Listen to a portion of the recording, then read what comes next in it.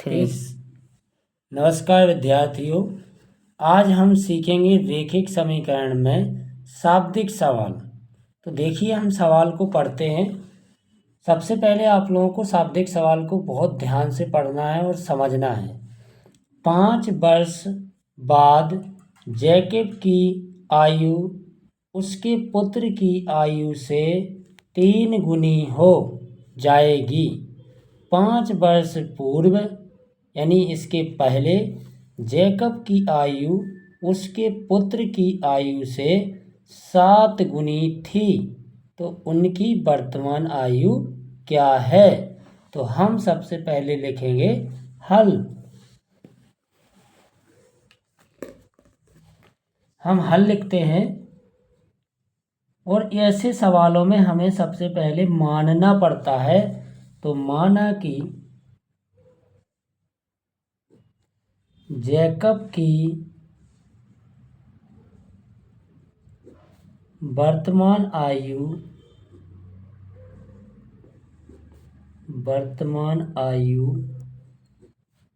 x वर्ष है और उसके पुत्र की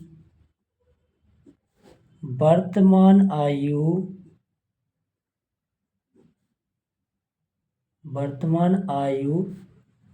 y वर्ष है। अब क्या लिखा है? 5 वर्ष बाद, यानी आज की वर्तमान आयु में हम 5 वर्ष को जोड़ेंगे। तो हम लिखेंगे 5 वर्ष बाद दोनों की आयु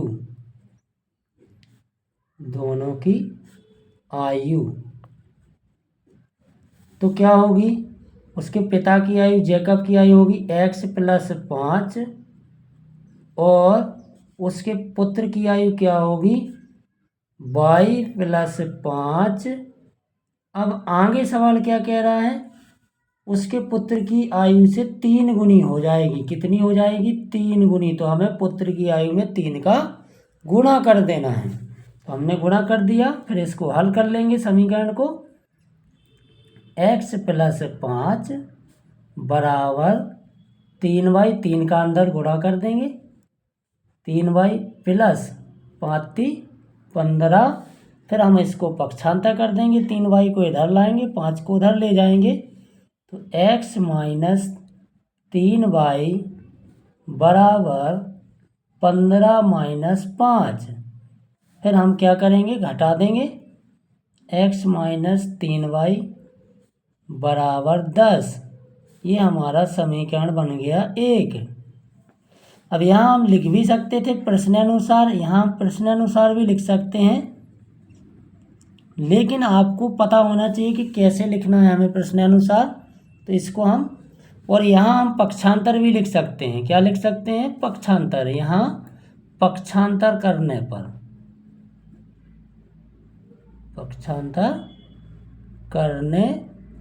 पर तो ये हम पक्षांतर लिख सकते हैं। अब फिर से हमें पुनः समीकरण प्रश्नानुसार लिखना है।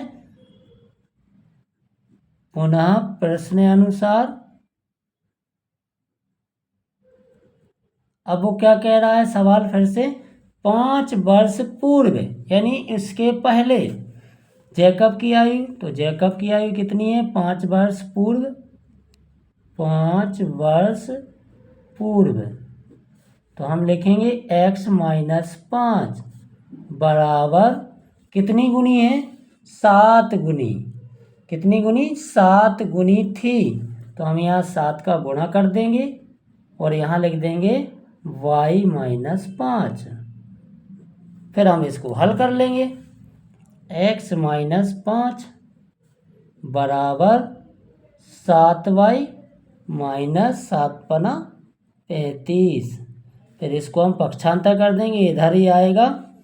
तो x - 7y बराबर, ये प्लस का है तो इधर आया तो पक्षांतर हुआ तो माइनस का हो गया, और ये -5 है उधर गया तो प्लस का हो जाएगा। तो -35 और प्लस के 5। यहाँ लिखेंगे हम x माइनस 7y बराबर माइनस के 30। ये हमारा हो गया समीकरण नंबर 2। ये समीकरण हमारा 2 हो गया। अब हमें समीकरणों को हल करना है। तो हम कौन विलोपन विधि से भी हल कर सकते हैं, प्रतिस्थापन विधि से भी हल कर सकते हैं। तो हम देख रहे हैं इसको विलोपन विधि से हल करते हैं। तो यहाँ लिखेंगे दोनों समीकरणों को विलोपन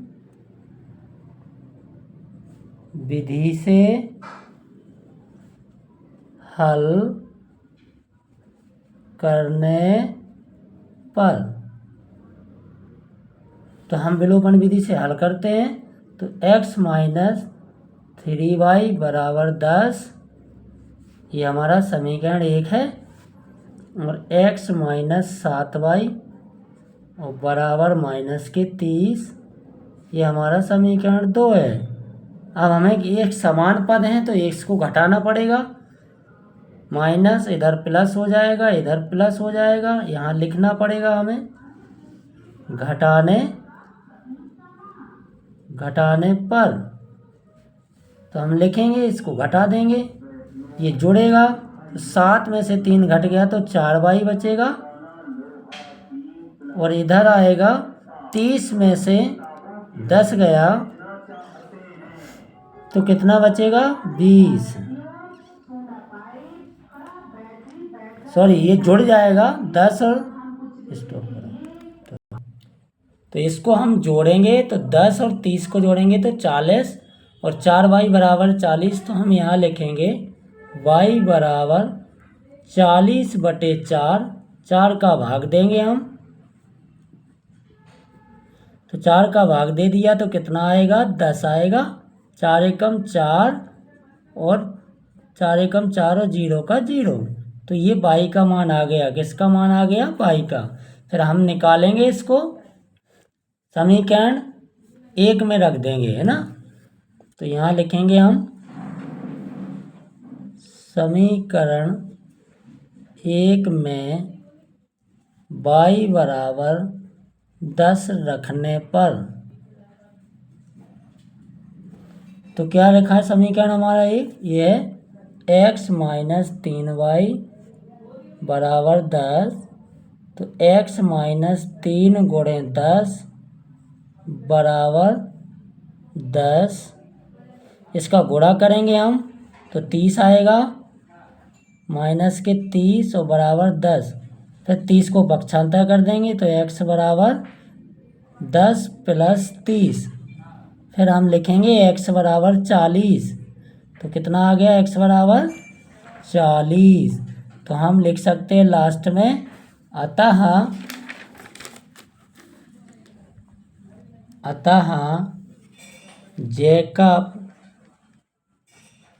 जैकब की वर्तमान आयु x बराबर 40 वर्ष और उसके पुत्र की वर्तमान आयु y बराबर 10 वर्ष। ये हमारा आंसर हो गया।